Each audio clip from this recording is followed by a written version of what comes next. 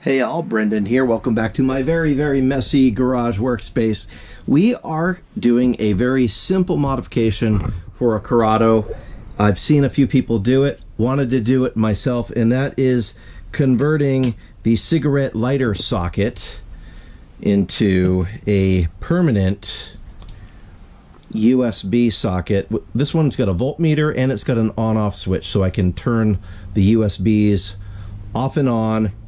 Very helpful because battery drains are a real thing, especially since this sucker is a 3 amp on each USB, so it could drain the battery pretty quick. I have measured this. It actually does suck down voltage even when nothing's plugged in. So let's get to it.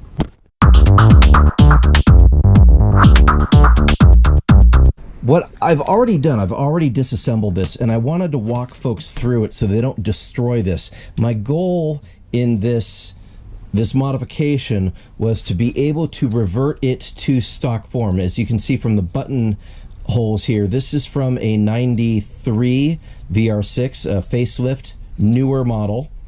And to remove the actual lighter assembly here, there's a few steps you have to go through. All you need is a small flathead screwdriver and you can remove this.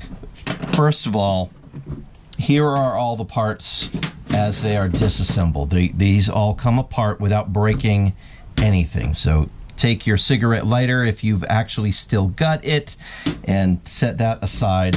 When it is still assembled, let me put it back together so we can walk through the disassembly process. So it all comes out the front side.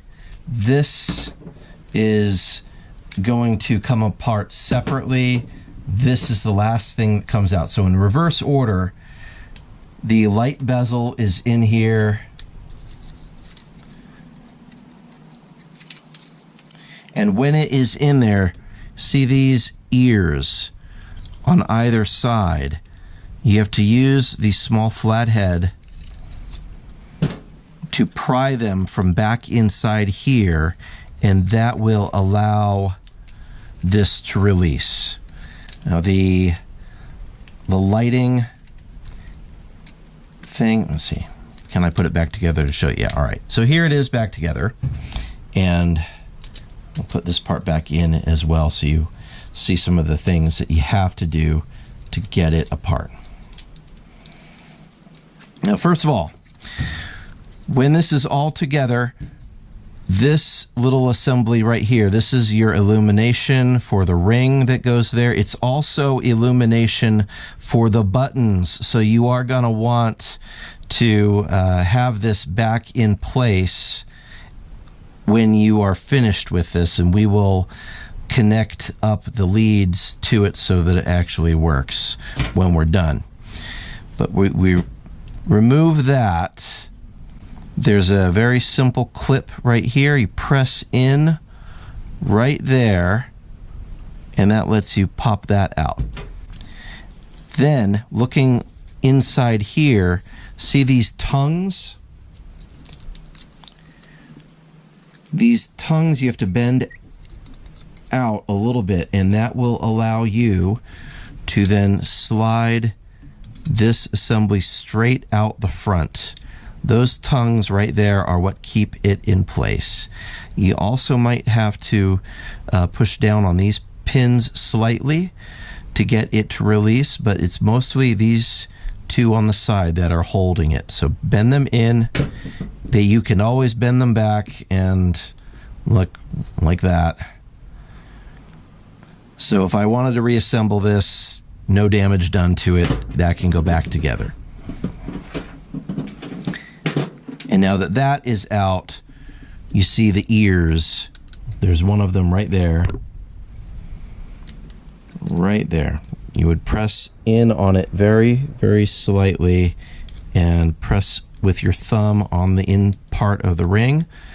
Hold that in place, and you're going to do the same thing. On this side, you have to reach through from in this angle here to get that ear, and then press, and you will get that whole ring to release like that. There we go. Disassembled. Now, I am using this unit. This is going to sit permanently in here. It's almost a perfect fit. Like, so very close. Not quite. I am going to use a Dremel and shave out a very, very, very small amount on the inside diameter here, and that will allow me to put this in. Like, it'll almost thread as it sits straight into it, but it's so very, very close and yet not quite there. So we're gonna just do a little bit of Dremel work around the inside diameter. It's not going to hurt anything. It's not going to prevent me from being able to reassemble this if I wanted to put it back to factory condition, because this lip is still going to be here. That will allow me to put the collar in, and this locks into the collar, so everything will still be functional.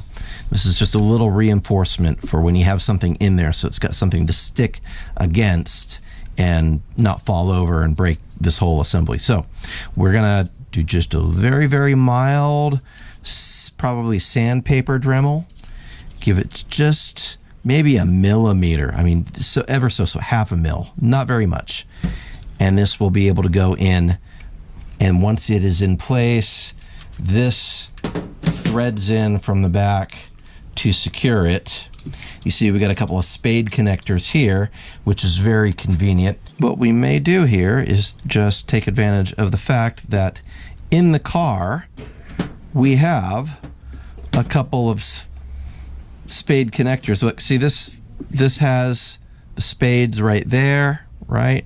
We've got basically a connector with two of these on the other end, so I'm just gonna make a double-ended connector out of this, and that will allow me to plug this in place, and I can undo it and use the connector originally back into here without damaging anything. So just make a little jumper and everything's gonna be great. So I'll do a little bit of work, we'll put this all together. 5 minutes later. Okay, just about 30 seconds of dremeling with the sanding bit, and it is now threading right in to this. As we're actually, I'm just gonna push it in. It looks like that's going to be a really nice, tight, perfect fit. Look at that. That's fantastic. So I need to get the gasket aligned with this so it's all straight, because, you know, if we're going to do it, I guess we'll do it right. All lined up nicely, and that, look at that. Like it was meant for it. That's perfect. So now we will just put this locking collar on the back, snug that in place. Doesn't need to be super tight, but that's gonna do really nicely. Perfect. In the meantime, this gnarly long pigtail does not need to be as gnarly long as it is. We are gonna go ahead and make a shorter version of it that's not sticking all crazy back into the console. Now, this came with a fuse kit, but that's really for adding this to a circuit that didn't already have a fuse. This has a massive fuse on it already in that circuit, so it does not need another fuse.